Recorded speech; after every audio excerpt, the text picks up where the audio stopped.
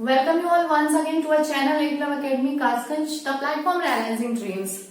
आज के इस वीडियो में हम ऑन कैमरा जो वीडियोस हैं उनको स्टार्ट करने वाले हैं।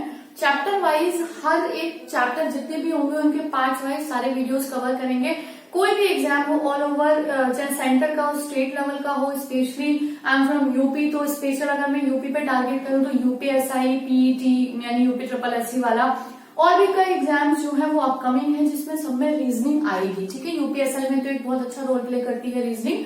बाकी बहुत सारे एग्जाम्स में रेलवेज, एसएससी, जीडी एक सेंट्रल लेवल पे बड़ी वैकेंसी है, और बाकी सभी में। ठीक है, बैंकिंग जिसमें आरआरबी में अभी फॉर्म्स जस्ट शायद अभी 1 या 2 दिन पहले आउट हुए हैं नोटिफिकेशन के साथ। तो अब ध्यान रखिए, आप रीजनिंग की जो क्लासेस है वो यहाँ से कवर कर सकते हैं। ऐसा कोई टॉपिक नहीं होगा जिसके इजी टू मॉडरेट से इजी और मॉडरेट एंड डिफिकल्ट लेवल तक हम सारे क्वेश्चंस, प्रैक्टिस सेट्स और सारी चीजें बिल्कुल कवर करने वाले हैं। ठीक है, तो चलिए विदाउट वेस्टिंग टाइम आज स्टार्ट करते हैं हम डाइस क्या होती है और किस तरीके के क्वेश्चंस हमसे पूछे जाते हैं। सबसे पहले हम समझ लेते हैं डाइस ऐसा कोई नहीं होगा जिसको पता नहीं होगा। डाइस यानी पासा, एक ऐसा स्ट्रक्चर जो घन जैसा दिखाई देता है और जिसपे 1 से 6 तक नंबर्स होते हैं, क्योंकि 6 फेस होते हैं घन के। तो घन और क्या है ये सब चीजें हम समझते हैं। देखिए, एक घन क्या होता है, अगर हम वर्ग की बात करें, घन यानी कि क्यूब, अगर हम वर्ग की बात करें और इसको 3D इमेज बना दिया जाता है तो ये घन कहलाता है। घन का मतलब होता है घन यानी कि क्यूब, ठीक है ना। और उस पे जब नंबर्स हो जाते हैं तो डाइस जो दिखाई देती है वो एक क्यूब की तरीके से दिखाई देती है। यानी उसके अगर हम बात करें एक घन में फेसेस कितने होते हैं, 6, तो इसमें भी फेस का मतलब है फलक। ठीक है ना, हम हिंदी इंग्लिश दोनों मीडियम कवर करेंगे, यानी इनको सीखने के बाद ना हिंदी मीडियम के स्टूडेंट्स को प्रॉब्लम हो और ना इंग्लिश मीडियम के बच्चों को। तो देखिए, घन यानी कि घन एक स्ट्रक्चर हो गया ये, ठीक है, 3D स्ट्रक्चर। फेसेस इसके कितने हैं, 6। फेसेस का मतलब है फलक। ये हमें ऊपर, मान लीजिए एक डाइस मेरे हाथ में है, ऊपर एक नंबर लिखा होगा, सामने 2, नीचे 3, इधर 4, इधर 5, इधर पीछे, ठीक है, वो 6। तो ये होते हैं फलक। अगर हम किनारों की बात करें तो देखिए ये होते हैं किनारे, ठीक है ना, और ये होते हैं कोने। लेकिन हमें यहाँ पे क्योंकि हम घन नहीं पढ़ रहे हैं, केवल पासा पढ़ रहे हैं, तो घन की पूरी डेफिनेशन की जरूरत नहीं है। मैंने सिंपल आपको बता दी, ये किनारे हो गए, 8 कोने हो गए और 12 किनारे हो गए। चलिए, अब यानी जो पासा है वो एक क्यूब है जिसपे 1 से 6 तक नंबरिंग लिखी होती है। पासे के बारे में हम टर्म्स, पहले सारे टर्म्स क्लियर कर देती हूँ मैं आपको, क्या क्या कैसे कैसे कौन कौन से टर्म्स जो हमें थ्रू आउट चैप्टर मिलेगा, क्योंकि बेसिक समझने के बाद हम केवल क्वेश्चंस को लगाने वाले हैं। देखिए, इसमें पासे में अगर आपको बात की जाए 6 फेसेस है, लेकिन अगर हम सामने से देखने की बात करें तो एक बंद, 2 तरीके के पासे आते हैं, बंद पासा, बंद यानी कि क्लोज्ड, ठीक है ना, और एक खुला पासा यानी कि ओपन डाइस। खुला पासा यानी कि ओपन डाइस। ओपन डाइस का मतलब है कि इसको खुले स्ट्रक्चर में दिखाते हैं, यानी कि मान लीजिए कार्टन का डिब्बा है आपके पास, एक डिब्बा टाइप, आपने उसको खोल दिया तो 4 यूं खुले, 2 यूं खुल गए, तो उसको इस तरीके से दिखा दिया जाता है, यानी उनके 6 फलक को अलग अलग। और बंद डाइस ये क्लोज्ड इस तरीके से स्ट्रक्चर होगा, जैसे मान लीजिए मैंने यहाँ 1 लिख दिया, यहाँ 2 लिख दिया और यहाँ 3 लिख दिया। अब हम पहले ओपन डाइस की बात तो खैर हम बाद में करने वाले हैं, बाद में पहले हम बात करेंगे बंद यानी क्लोज डाइस की। देखिए, हमेशा ध्यान रखिएगा, जो ये क्लोज डाइस होती है उसमें हमेशा 3 फलक दिखाई देंगे हमें एक बार में, अधिकतम 3। और 3 फलक में अगर ऊपर वाला 3 फलक में अगर हम देखेंगे, इसको पहले हम हटा देते हैं क्योंकि अभी हमें खुले की बात नहीं करनी है। ठीक है, देखिए समझिए, 6 फलक में से अगर मुझे 1 दिखाई दे रहा है, ठीक है ना, यहाँ पे मैं सेम वैसे ही डालती हूँ जैसा है, ठीक है, 4। अगर मुझे 1 दिख रहा है तो एक बार में नीचे वाला 3 नहीं दिख रहा होगा। अगर 5 दिख रहा है तो 4 नहीं दिखती है, 4 मैंने डाल दिया, सॉरी 2। 5 दिख रहा है तो इधर ये 5 है तो इधर 4 वाला नहीं दिख रहा होगा, और सामने फ्रंट का 2 दिख रहा है तो हमें पीछे वाला नहीं दिख रहा होगा। यानी एक बार में 3 फलक दिख रहे हैं, और 3 फलक भी वो दिख रहे हैं, देखिए ये वाले जो फलक होते हैं ना, ये ऊपर नीचे, दाएं बाएं, आगे और पीछे, ये कहलाते हैं विपरीत फलक। हमेशा ध्यान रखिएगा, इस टर्म की आपको पूरे चैप्टर में जरूरत पड़ने वाली है। विपरीत का मतलब होता है ऑपोजिट फेसेस। पासे में ऑपोजिट फेसेस कौन से कहलाते हैं, पासे के ऑपोजिट फेसेस यानी कि वो फेस ऊपर नीचे, दाएं बाएं, आगे पीछे, ये ऑपोजिट फेस होते हैं। और बस एक छोटी सी बात ध्यान रखिएगा, ऑपोजिट फेस कभी भी एक बंद पासे में एक साथ दिखाई नहीं देते हैं। ऊपर के बाद नीचे नहीं दिखेगा, दाएं के बाद बाएं का और सामने के बाद पीछे का, यानी उनके साथ एक साथ नहीं दिखेंगे। अब ओपन डाइस में अगली चीज सुनिए, तो ऑपोजिट फेसेस हो गए। तो दो तरह के फेस होते हैं। देखिए अगर आप इससे देखेंगे तो एक के ऑपोजिट क्या है, तीन, यानी ऊपर है एक और नीचे, तो ये तो कहलाता है ऑपोजिट फेस। बाकी होते हैं एडजेसेंट फेसेस, हिंदी में कहा जाता है सन्निकट, ठीक है ना, एडजेसेंट। अब एडजेसेंट फेसेस कौन से होते हैं ये समझ लीजिए। देखिए आप देख रहे होंगे एक के चार किनारे हैं, ये और ये, इससे सारे फलक जा रहे हैं। देखिए इधर वाला फलक इससे कनेक्टेड है, चार वाला, ये वाला जो है पीछे वाला पांच वाला इससे कनेक्टेड है, इस वाले से, इस किनारे से दो कनेक्टेड है और इस वाले पीछे वाले किनारे से 6 कनेक्टेड है। लेकिन आप देख रहे होंगे चार किनारे हो गए, चार फलक जा रहे हैं इससे, लेकिन जो पांचवा फलक है, ये जो 3 है जिसपे 3 नंबर पड़ा हुआ है, ये इससे जुड़ा हुआ नहीं है।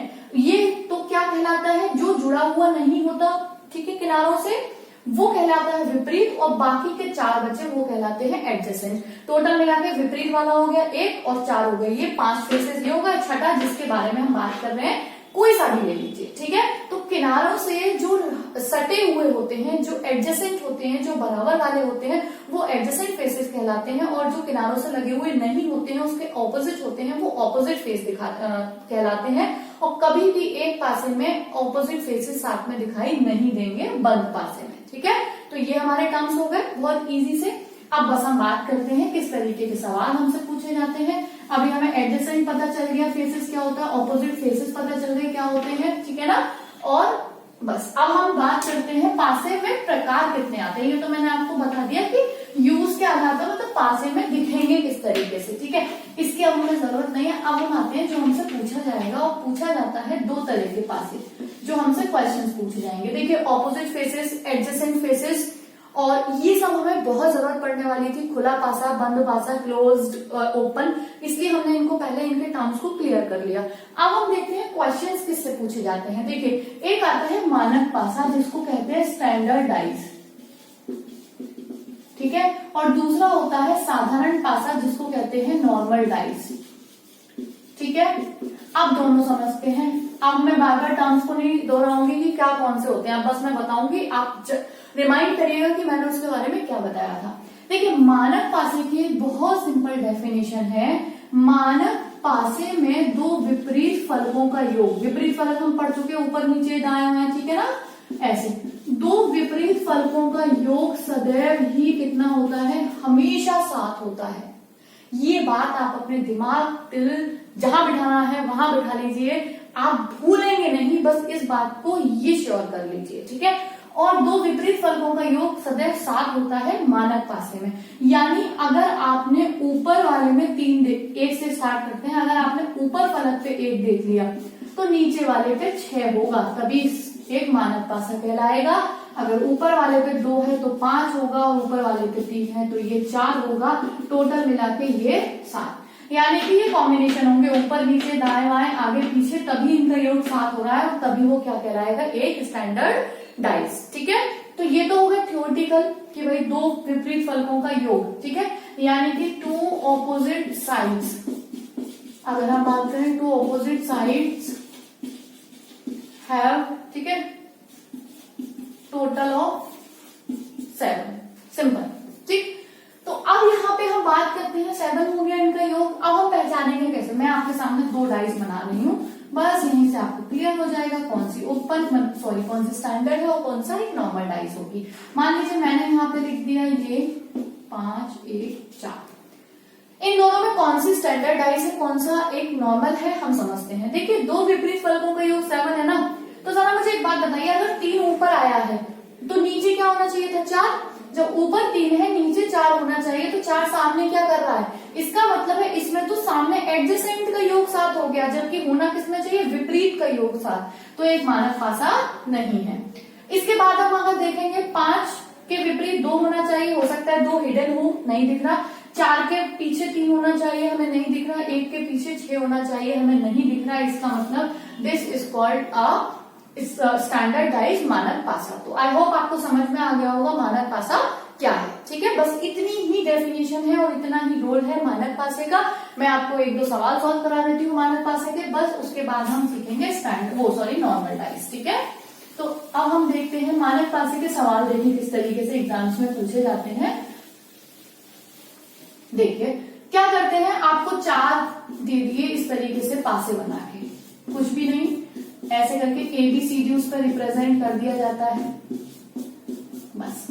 आप मान लीजिए, ठीक है, 2 5 2 1 6 3 2 6 1 2, और हमसे ऐसे ABCD बोल दिया, और ऊपर निर्देश यानी कि इंस्ट्रक्शंस में हमें दे दिया नीचे दिए गए, क्योंकि एग्जाम में तो नीचे दिए गए होंगे ना, यहाँ सामने है, नीचे दिए गए पासे में से कौन सा मानक पासा है, कौन सी स्टैंडर्डाइज है।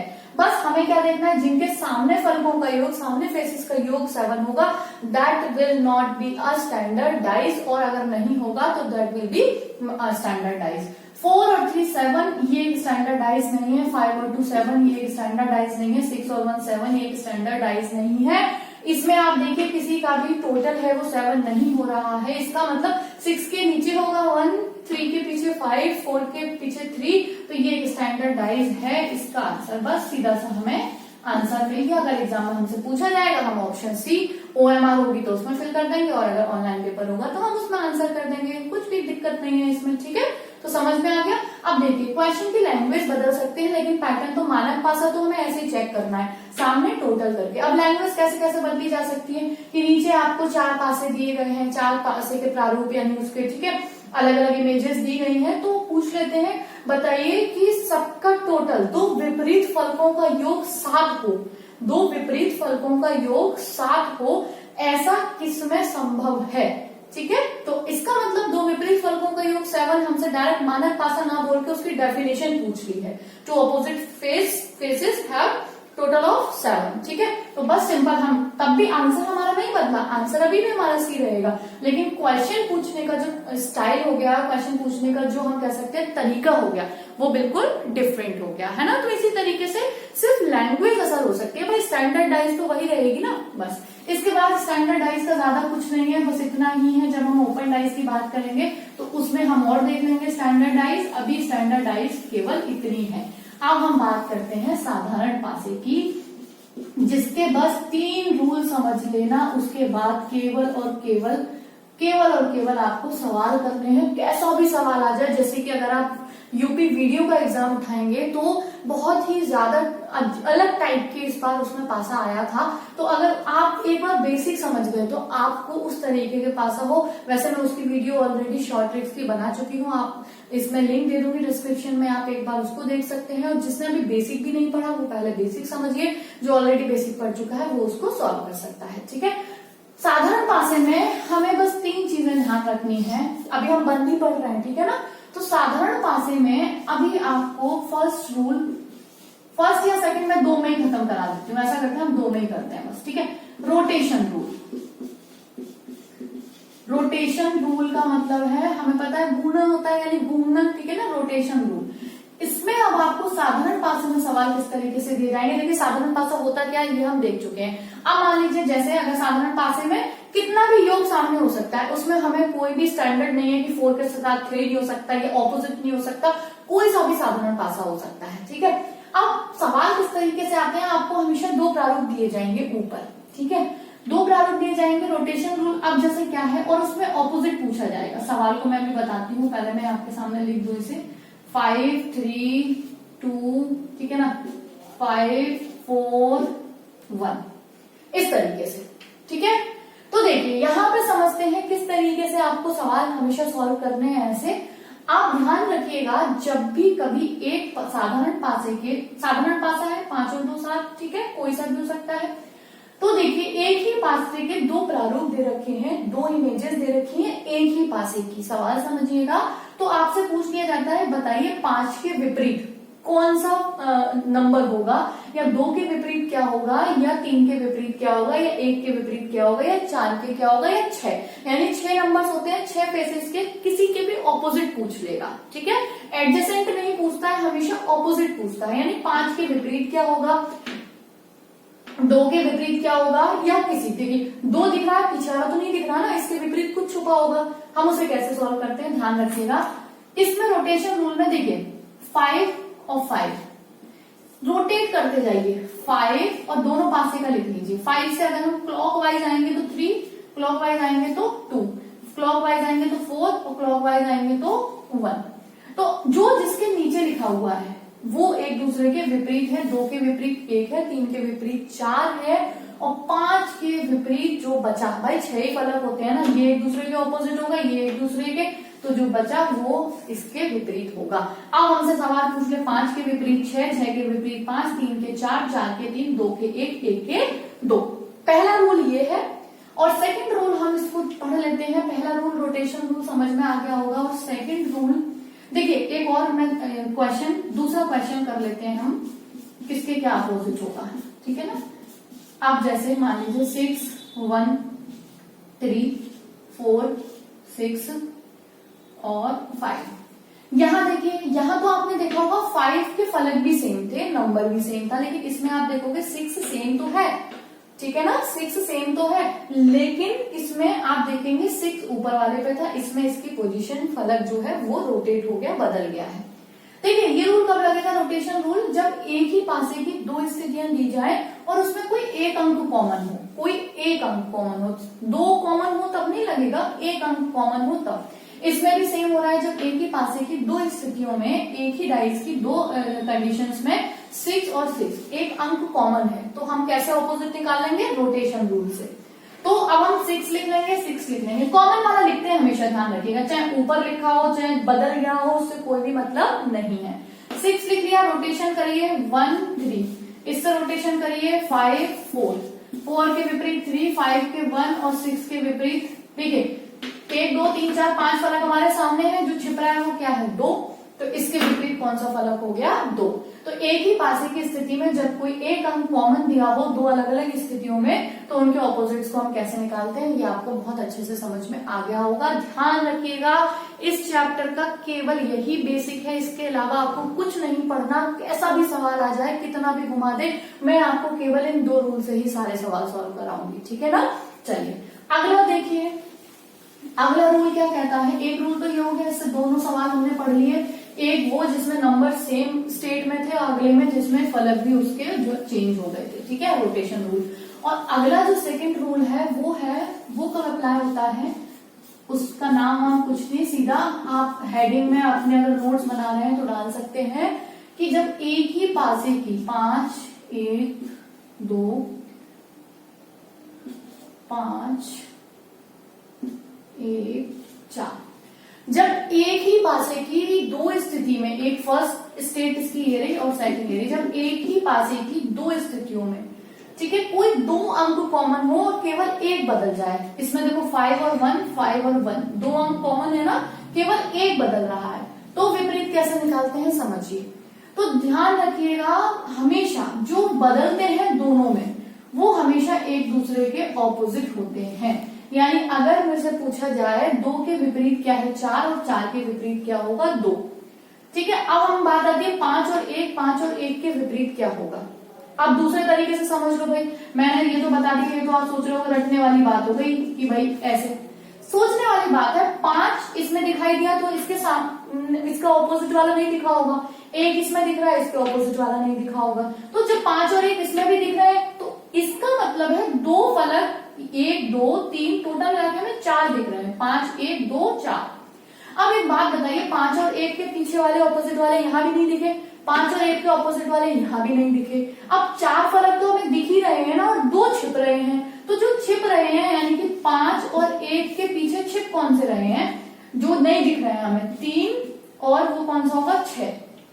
तो यहां मुझे एक बात समझिए, जब 5 और 1 दिख रहा है और ये दोनों तो दिख ही रहे हैं, बाकी जो फलक बच रहे हैं वो कौन से नहीं दिख रहे हैं, 3 और 6। तो ये तो कंफर्म है ना, 5 1 के पीछे वाला ना तो यहां दिखाई दे रहा है, मतलब ना इसमें दिखाई दे रहा है इस वाले प्रारूप में, और ना इसमें दिखाई दे रहा है ना। 5 और 1 के पीछे वाले तो, और छिप कौन से रहे, 3 और 6। तो एक बात तो पक्की हो गई कि 3 और 6 5 और 1 के ही विपरीत होंगे। तो टोटल मिला के 4 फलक तो यही हो गए, जब 5 के विपरीत इनमें से कोई होगा और 1 के विपरीत इनमें से कोई होगा, तो जो बचा वो एक दूसरे के विपरीत ही तो बचा, तो 2 के विपरीत क्या हो गया, 4। तो तो इसका मतलब है जब एक ही पासे की दो स्थितियों में जब दो अंक कॉमन हो तो उनके पीछे दो छिपे होते हैं, उन दोनों में से विपरीत होते हैं, और जो बचते हैं सामने बदले हुए दिखते हैं वो हमेशा एक दूसरे के विपरीत होते हैं। अब आप सोचेंगे कि बताइए फिर 5 में निश्चित कैसे करेंगे और 1 में निश्चित कैसे करेंगे। तो देखिए एग्जाम में सवाल जब भी आता है तो आपको ऑप्शन जब मिलेगा तो अगर वो पूछेंगे 5 के विपरीत, 5 के ऑपोजिट वाला कौन सा होगा, तो ध्यान रखिएगा वो हमेशा ऑप्शन भी ऐसे करके देंगे 3 या 6, या लिखेंगे 3 या 6। इस तरीके से आपको सवाल पूछा जाएगा। 1 के विपरीत, 5 के विपरीत, दोनों में से कुछ भी पूछ लें, आंसर हमेशा या में होगा। आप इसको डिसाइड कर ही नहीं सकते हैं। आप क्या, हम में से कोई यार डिसाइड हो ही नहीं सकता, कोई टेक्निक ही नहीं है कि हम ये बता सके कि 5 के विपरीत कौन सा होगा और 1 के विपरीत, क्योंकि इस रोटेशन से हमें कुछ भी समझ नहीं आया है। तो इस टाइप के सवालों का आंसर हमेशा किसमें होता है, या में होता है। ठीक है, तो आई होप अब आपको बस दो ही फॉर्मूले थे रोटेशन रूल, यानी रोटेशन रूल कब लग रहा था, जब एक ही पासे की स्थितियों में कोई एक अंक कॉमन था और यहाँ पे कोई 2 अंक कॉमन है। बस अब हम इससे सवाल करेंगे। मैं आपको कुछ क्वेश्चंस देती हूँ, आपको आंसर उसके तुरंत अपने माइंड में सोच के करने हैं, ठीक है ना। अब देखिए मैं आपको सवाल दे रही हूँ 6, 1, 2, 6, 3, 5। कमेंट बॉक्स में मुझे आंसर करना है। आपको बताइए इसमें 6 के विपरीत, 6 के ऑपोजिट कौन सा फलक है, 6 के विपरीत कौन सा फलक है, बताइए आंसर।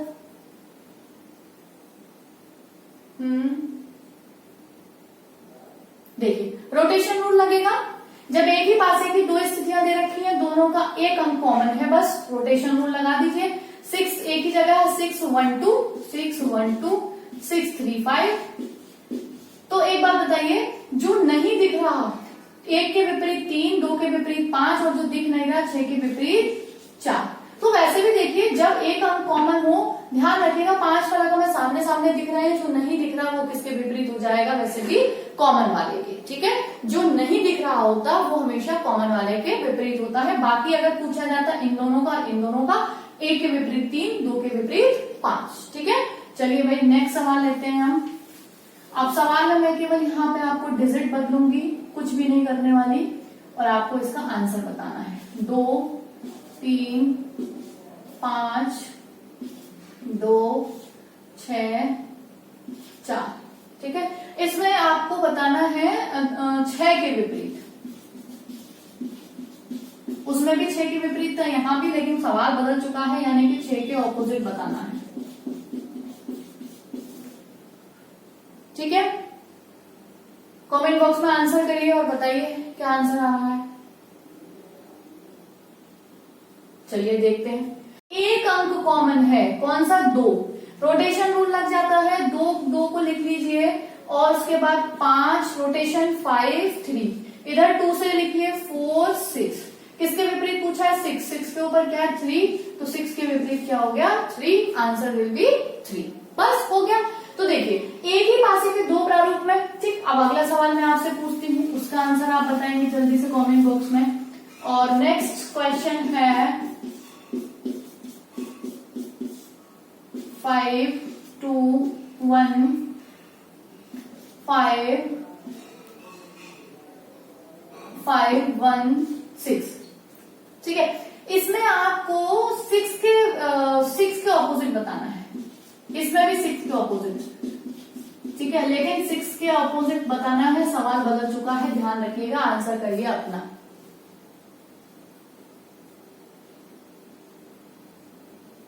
अभी मैंने आपको जो सेकंड रूल बताया था, जब एक ही पासे की स्थितियों में कोई 2 अंक कॉमन हो, इसमें 5, 1, 5, 1, तो जो बदल जाते हैं सामने दोनों में एक एक सिंगल, वो हमेशा एक दूसरे के विपरीत होते हैं। तो 6 के विपरीत, 6 के ऑपोजिट क्या आ जाएगा, 2। ठीक है, तो जो रूल अभी हमने किए उसके अकॉर्डिंग हम 2 वाले सवाल कर चुके हैं, यानी 2 प्रारूप। अब देखिए नेक्स्ट क्लास में हम जो पढ़ने वाले हैं बेसिक, अब कुछ भी नहीं करना है, बेसिक सब यही चलेगा, लेकिन अब जो प्रारूप आएगा वो आएगा हमारा बेसिक हमें खुले पासे का पढ़ना है, क्लोज्ड का कुछ नहीं पढ़ना। अब हमें नेक्स्ट 3 जो पासे होते हैं ये 4 पासे भी आते हैं, है ना, 4 पासे तक आया हुआ है कि एक ही पासे के 4 प्रारूप बना दिए गए हैं, उनके आंसर हमसे पूछे जाते हैं। तो वो नेक्स्ट क्लास में कवर करते हैं, अदरवाइज आप सब बोर हो जाएंगे इतनी लंबी क्लास से। अभी रेगुलर बेसिस पे हमारी क्लासेस होंगी और बिल्कुल क्लासेस के साथ जुड़े रहिए। चैनल को सब्सक्राइब कर लीजिए, वीडियो को लाइक करिए और आगे शेयर करिए। Thanks for watching this video. ऐसे ही बिल्कुल रेगुलर बेसिस पे क्लासेस के साथ हम बेसिक मैथड से लेके एडवांस लेवल तक के सभी क्वेश्चंस कवर करेंगे। थैंक्स, आगे अगली क्लास में मिलते हैं।